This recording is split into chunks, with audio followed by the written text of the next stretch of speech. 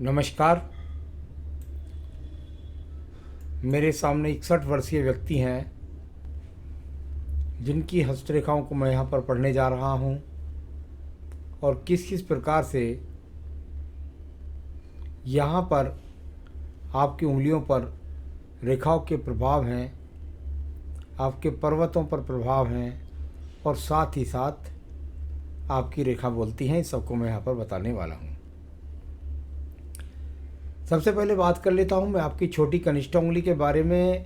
शनिष्ठा उंगली लगभग मुझको लगता है सूर्य की उंगली के प्रथम पर्व तक पहुँची, और जब आपने नाखून बढ़ाया हुआ है तो निश्चित रूप से थोड़ी बहुत कमी रह गई होगी, इसलिए आपने नाखून बढ़ा लिया होगा। यदि ऐसा है तो ये अच्छा संकेत है, कोई बुरी बात नहीं है। हाँ, इतनी बात ज़रूर है कि जब ऐसी उंगली थोड़ा सा छोटी रह जाती है तो व्यक्ति के जीवन के अंदर स्थायित्व नहीं होता, एक रूपता नहीं बनी रहती है, थोड़ा संघर्ष होता है। यहाँ प्रथम पर मानसिक पर्व की अगर बात करता हूँ, जैसी भी स्थिति है, आज की स्थिति में भी व्यक्ति मानसिक रूप से मजबूत है और हौसले के साथ अपनी समस्याओं से लड़ने की ताकत उसके अंदर मौजूद है। सेकंड पर्वत जाना जाता है, जब इस पर राहु रेखाएं न हो तो व्यक्ति बहुत खुशमिजाज होता है, साथ ही साथ किसी भी समस्याओं को से टकराने की हिम्मत रखता है, लड़ता झगड़ता नहीं है, ना परिवार में, ना व्यवहार में, ना अपने साथ के लोगों के अंदर। तो ये अच्छे व्यवहारिक के लिए भी पर्व यहाँ पर ठीक है। तीसरे पर्व की यदि बात करता हूँ तो उस पर्व पर यदि मैं देखता हूँ तो जहाँ 5-7 रेखाएं खड़ी मजबूत के साथ हैं तो हल्की फुल्की 1-2 रेखा आ गई तो ये इससे कोई फर्क नहीं पड़ता। जैसी भी स्थिति है फिर भी आप यहाँ पर धन बनाने के आगमन को वर्तमान में भी बनाए हुए हैं। चलिए मैं बात करता हूँ इसके बाद में आपकी उंगली की, और वह है आपकी सूर्य की उंगली। सूर्य की उंगली यहाँ प्रथम पर्व यदि देखता हूँ तो कोई बड़े आँखों के रोग दिखाई नहीं देते। किसी भी प्रकार से यदि कोई बीपी का रोग है तो पहले तो दिखता नहीं, और यदि है भी तो उसकी मेडिसिन बिल्कुल करेक्ट लगी हुई है, जिसके कारण आपको स्वास्थ्य में किसी प्रकार का नुकसान नहीं हो रहा। किसी अग्निकारक तत्वों से किसी प्रकार का नुकसान नहीं है। सेकंड पर्वत पर सरकार से संबंधित किसी प्रकार की सजा नहीं, किसी प्रकार से बहुत बड़े सहयोग की योग नहीं है। तीसरा पर्व यहाँ कहलाता है व्यक्ति का अपने माता पिता के साथ संबंधों के लिए बहुत सुंदर संबंध। यहाँ पर खड़ी रेखाएं अपने माँ बाप के बुढ़ापे तक निश्चित रूप से व्यक्ति ने सेवा की। अब मैं बात करता हूँ आपकी शनि की उंगली के प्रथम पर्व से। यहाँ भी किसी प्रकार का स्थायी योग नहीं। देखिए, मेरा विज्ञान कहता है और मेरा अनुभव कहता है कि जब प्रथम पर्व की बात कर रहा हूँ तो यहाँ से स्थायी रोग की बात होती है, लेकिन देश काल पात्र में ऐसे मुश्किल से 1% लोग होंगे जो 60+ को कूदने लगे और उसके बाद किसी न किसी रोग के शिकार ना हों। लेकिन जब यहाँ पर कोई रेखा नहीं मिलती तो ये मैं कहता हूँ कि व्यक्ति के पास कोई रोग नहीं है। एक बात हो सकती है, लेकिन कभी कभी दूसरी बात भी होती है कि कोई रोग हो भी गया तो उसकी दवाई करेक्ट है, इसलिए हम राहु रेखा नहीं लगी हुई है, यानी उस दवाई को नियमित रूप से रखें और वो बिल्कुल आपको स्वस्थ रखेगी। सेकंड पर्वत पर यदि मैं देखता हूँ तो किसी प्रकार से ऐसी रेखा नहीं है कि जो व्यक्ति को कोई मोटे कर्ज का अंदर डुबो के रखे या व्यक्ति उसे उतार ना पाए, ऐसी स्थिति मुझे यहाँ पर नज़र नहीं आ रही। रेखाएं माइनस हैं, हल्की माइनस रेखा होती है तो ये कर्ज की रेखाओं के रूप में मानी जाती है, दिखाई देती है, लेकिन ऐसा मजबूती नहीं दिखाई देती कि व्यक्ति कर्ज को उतार ना सके। तीसरा पर्व यहाँ पर परिवार को संपन्नता के साथ चलाना, बच्चों की जिम्मेदारी को सही तरीके से निर्वाह करना, ये यहाँ पर पर्व आपका ठीक है। मैं बात करता हूँ आपकी बृहस्पति की उंगली के बारे में। प्रथम पर्व बृहस्पति का शुगर, कोलेस्ट्रॉल, लीवर, किडनी से संबंधित कोई बड़ा रोग का संकेत नहीं है, तो दवाई उसकी बिल्कुल सही लगी हुई है। अब बात करते हैं हम आपकी यहाँ पर उंगली की के सेकंड पर्व के बारे में। थोड़ा सा एक रेखा यहाँ पर थोड़ा सा ऊपर को उठ करके से हल्की सी गई है, पर इतना हो सकता है कि व्यक्ति अपनी पत्नी को भी ज़्यादा कुछ कहता नहीं, उसकी बात को सुनने में धैर्य से सुन लेता है इसकी बातों को। तीसरा पर्व संतान सुख सहयोग का है, यह भी यहाँ पर कुल मिलाकर ठीक है। आइए बात करते हैं आपके अंगूठे के प्रथम पर्व के बारे में। अंगूठे का प्रथम पर्व, और यदि यहाँ से देखता हूँ तो 1-2 रेखा माइनस दिखाई दी, यानी कुल मिलाकर हाँ कुछ संसाधनों की भूख है, कुछ जीवन में कुछ करना चाहते हैं अपने जीवन में, तो यहाँ साथ ही साथ अगर अंगूठा आपका ये मुड़ने के बाद और अगर आपकी बृहस्पति की उंगली से ऊपर नहीं जा रहा है, यहाँ से ऊपर नहीं जा रहा है, तो ये भी व्यक्ति के कुल मिलाकर जीवन में धन संबंधी स्थायित्व, यानी यहाँ तक यदि नहीं पहुँचती है तो धन संधि संबंधी स्थायित्व व्यक्ति का नहीं बनता है। तो ये इस तरह का अंगूठे का प्रथम पर्व। सेकंड पर्व अधिक मैं देखता हूँ तो वहाँ पर भी जो रेखाएं हैं ये तर्क शक्ति की हैं। व्यक्ति किसी को ज़्यादा दबाव के साथ बात को नहीं कहता है। तो कुल मिलाकर ये यहाँ तर्क शक्ति। आइए बात करते हैं आपके यहाँ पर बुध पर्व के बारे में। फिर वही बुध पर्व की बात आई। देखिए मैंने कहा बुध पर्व पर यदि स्थायी रेखाएं हो जाए तो व्यक्ति के पास स्थायी रूप से धन के आगमन बने रहते हैं। जब ये मैं बात कर रहा हूँ तो इसका मतलब ये हुआ कि आपके जीवन के अंतर्गत ये वो रेखाएं हैं जो कहीं ना कहीं से आपको निरंतर रूप से धन के आगमन बनाए हुए हैं। तो ये अच्छे संकेत हैं। ये कोई दबा हुआ पर्व नहीं है, बहुत उठा हुआ नहीं है कि कहीं पैसा आपका बर्बाद हो जाए। आइए बात करता हूँ सूर्य के पर्व के बारे में। सूर्य का पर्व और बहुत बढ़िया ट्रायंगल बनाकर एक रेखा सूर्य के पर्व तक पहुँची और वहाँ जाकर उसने वी का ट्रायंगल भी बनाया। ये मेरे विज्ञान के अंदर अगर ऐसा व्यक्ति राज्य सरकार की नौकरी के लिए युवा अवस्था में तैयारी करता है तो उसे सफलता प्राप्त होती है, एक बात। दूसरी बात, ये ऐसे व्यक्तियों का राज्य सरकार के यानी अगर राजनीतिक क्षेत्र की बात करें तो वहाँ भी अच्छी पहल होती है। नंबर 3, पिता से अच्छा सहयोग मिलता है। और नंबर 4, व्यक्ति का बुढ़ापे में जीवन पर्यंत सम्मान बना रहेगा। तो इस तरह का संकेत। यहाँ पर भाग्य रेखा की बात करते हैं। भाग्य रेखा भी जाकर जीवन में दो मुखी हुई और बाद में फिर दो मुखी हुई, यानी कुल मिलाकर ये बहुत अच्छे संकेत होते हैं व्यक्ति का बुढ़ापे तक अच्छा तरह से जीवन यापन होने के लिए। यहाँ इस तरह की रेखा है, ये दो आड़ी रेखा है। इसका मतलब ये है हृदय रेखा से सूर्य रेखा को टच कर रही है। मन के अंदर, हृदय के अंदर ये बात है कि मेरा सम्मान बना रहे आखिर तक। आइए बात करता हूँ मैं आपकी यहाँ पर बृहस्पति के पर्व के बारे में। बहुत सुंदर एक एक्स से राहु रेखा साइड से निकल कर के आई। फिर भी मैं इस एक्स को सुंदर एक्स ही बोलता हूँ, यानी भगवान के प्रति आस्था होना, अपने मन के अंदर ईमानदारी रखना, दूसरे के धन की तरफ आकर्षण ना होना, साथ ही साथ चरित्र से मजबूत होना, पत्नी का सुंदर सहयोग मिलना, संतान से बुढ़ापे का सुरक्षित होना। ये बहुत सारे संकेत इस बृहस्पति है और सरकारी नौकरी के लिए भी अच्छा माना जाता है यदि ये युवा अवस्था में हो तो। आइए बात करता हूँ यहाँ पर आपकी हृदय रेखा के बारे में। हृदय रेखा और बहुत ही बढ़िया अभी जो इस समय की बात है उसमें मन की पवित्रता को दर्शाती है। पत्नी से किसी प्रकार के झगड़े झंझट को नहीं, मन के अंदर बहुत ज़्यादा परेशान नहीं रहते, थोड़ी देर में अपने आप को काबू में रख लेते हैं। डाउन रेखा इसके अंदर से 2-3 नीचे गिरी हुई हैं। दूसरों के लिए समर्पण की भावना मन में हमेशा रहती है। तो ये इस तरह का एक संकेत। अब बात करते हैं इसके बाद में हम आपके निम्न मंगल पर्व के बारे में। बहुत ही सुंदर निम्न मंगल पर्व और कर्म के रूपी रेखाओं का संबंध सूर्य पर्व तक भी बनता है और साथ ही साथ नीचे देखिए एक और रेखा, फिर यहाँ से दूसरी कर्म रेखा, फिर नीचे वाली रेखा का सूर्य से संबंध, यानी आपके जीवन के अंदर राज्य सरकार से संबंधित या राज्य सरकार से लाभ उठाने के संकेत तो कितनी जगह दिखाई देते हैं।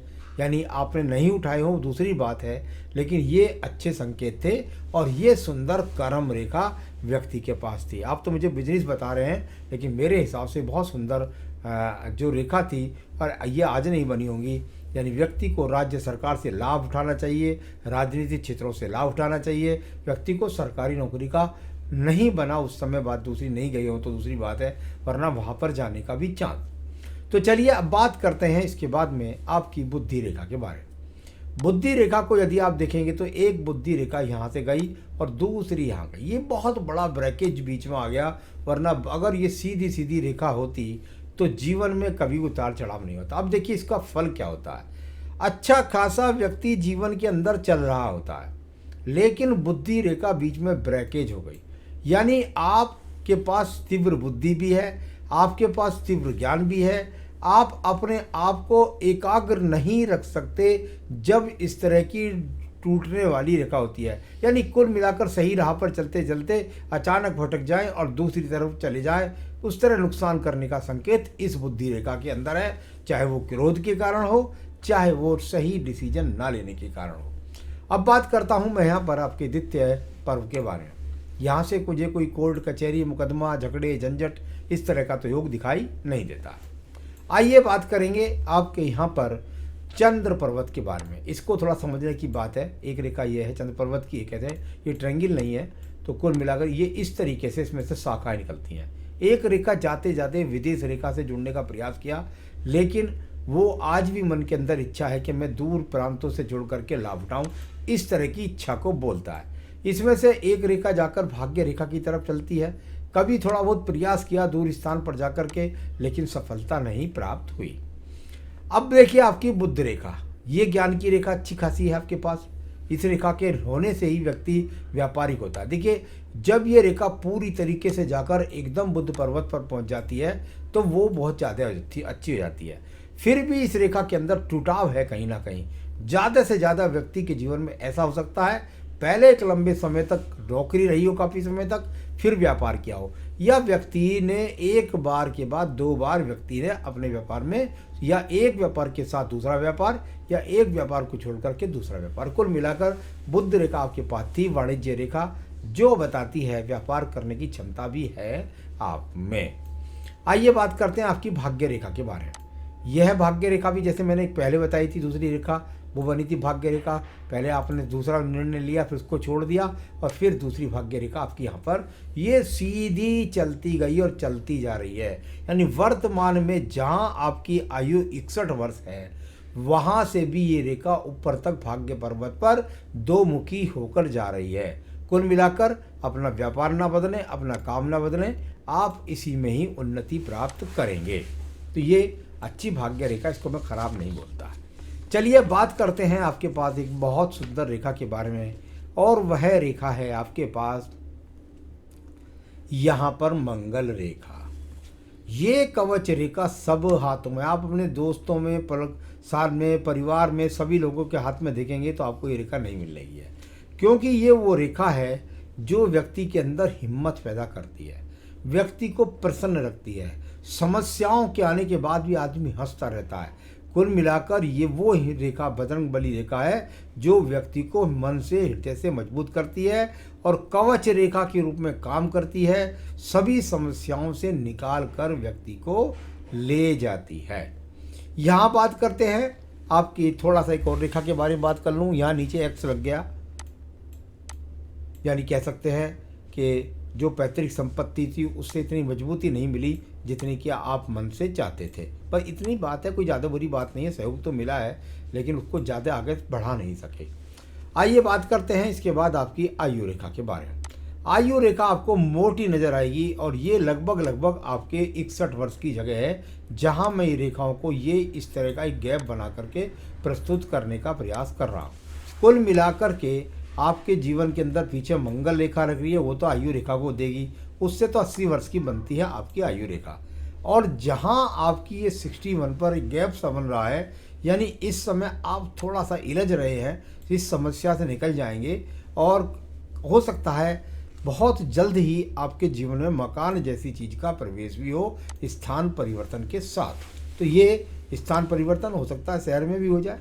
शुक्र परिवर्तन की स्थिति बहुत मजबूत है।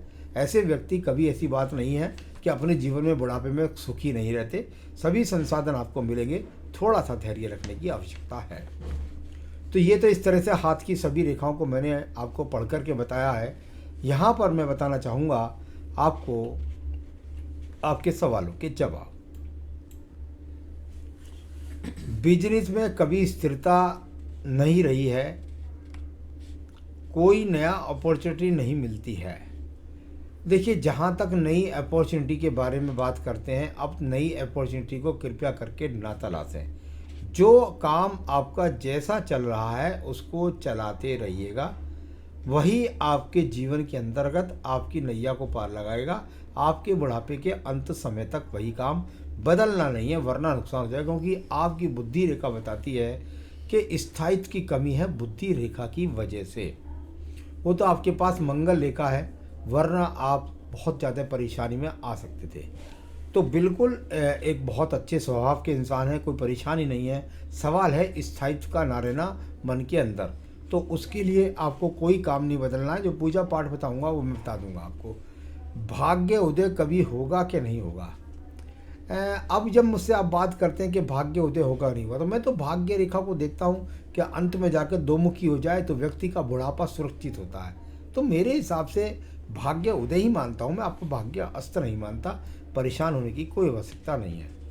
खुद का मकान की आपने मुझसे पूछा, तो मुझे बहुत ज़्यादा संभावना लगती है। स्थान परिवर्तन का युग मैंने बताया था आपको, जीवन में 61वें वर्ष में चल रहे हैं। मुझे लगता है 1.5 से 2 साल के अंतर्गत आपको जरूर कोई ना कोई स्थान परिवर्तन मकान के रूप में मिलेगा, जगह के रूप में मिलेगा।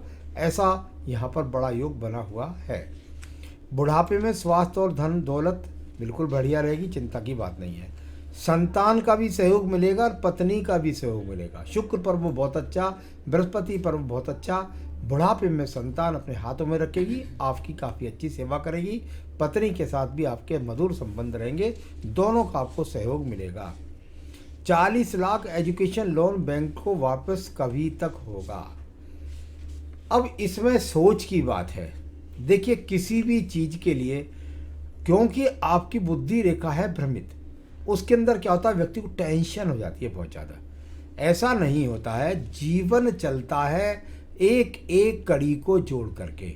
अगर आपने एजुकेशन का लोन लिया है तो निश्चित रूप से आपने बच्चों के लिए लिया होगा। मैं तो इस हाथ को देख रहा हूँ, ये हाथ कर्ज में नहीं मरेगा, ये मैं इस हाथ में देख करके कह सकता हूँ। इसकी संतान अच्छी है, इसको सहयोग देगी, बुढ़ापे में सुखी रखेगी। निश्चित रूप से लोन वापस करिए, धैर्य के साथ करिए, धीरे धीरे करिए। एक साथ लोन इस तरह नहीं उतरता, तो इसको कम लोन पर भी होगा, चिंता की बात ना करें। आपकी संतान आपका सुख सहयोग करके और आप अपने जीवन में निश्चित रूप से इस कर्ज को उतार करके जाएंगे। और धैर्य से रखिए, निश्चित रूप से लोन उतरना ही उतरना है। तो क्या करें आप, जो आपके मन में एकाग्रता बनी रहे, आप व्यथित ना हो, आप बिना वजह परेशान ना हो। बस आपके लिए मैं 2 ही बात कहूँगा। देखिए, मैं जब मृत्युंजय मंत्र की बात करता हूँ तो उसका मतलब ये नहीं होता कभी भी कि मैं कोई रोग के लिए बात कर रहा हूँ या मैं किसी बड़ी समस्या के लिए था। मृत्युंजय मंत्र का मतलब ये होता है अपने आप में बॉडी के अंदर पावर भरना, दिमाग को मजबूत बनाना, जीवन के अंत समय तक सुरक्षित भाव से जाना और अपनी समस्याओं को हल कर लेना। भगवान भोलेनाथ खड़े हो जाते हैं, हर हर महादेव कहकर व्यक्ति सब समस्याओं का सामना कर लेता है। इसके लिए आपको रोजाना रुद्राक्ष माला से मृत्युंजय मंत्र, ओम त्र्यंबके सुगंधि पुष्टिवर्धनम उर्वारुकम मृत्युमर्क्षमामता, तो ये करना है केवल। इसकी एक माला का रुद्राक्ष से माला से जाप करें, कोशिश करें ज़्यादा से ज़्यादा। साथ ही साथ आपको रोजाना पूजा के अंदर संकट नाशन गणेश के स्रोत के साथ में बस रुद्राष्टकम का पाठ करना है और एक माला का जाप। कोई रतन की जरूरत नहीं है। अगर आपने माणिक सोने की अंगूठी पहन रखी है तो अच्छा है। रतन मेरे हिसाब से किसी भी पहनने की आपको कोई आवश्यकता नहीं है। भाई, ये पूजा पाठ कर लीजिए और बस जीवन में आप सुखी रहें, ये मेरी शुभकामनाएं हैं। नमस्कार।